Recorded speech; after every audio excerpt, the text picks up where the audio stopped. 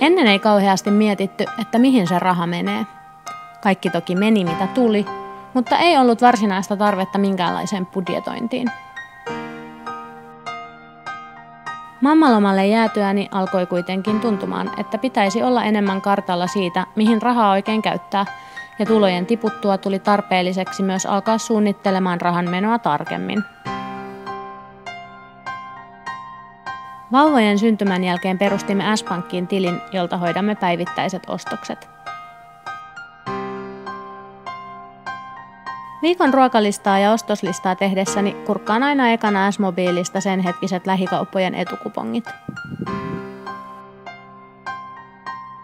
S-Pankin mobiilisovellus on muutenkin mainio työkalu arjen raha-asioiden pyörittämiseen. Sieltä näkee paitsi tilin saldon, myös kertyneet bonukset ja sinulle tulleet etukupongit.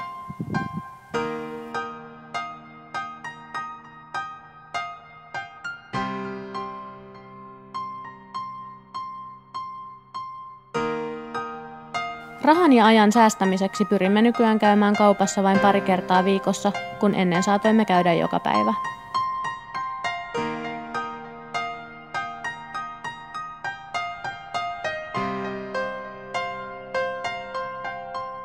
S-mobiili toimii myös Apple Watchissa.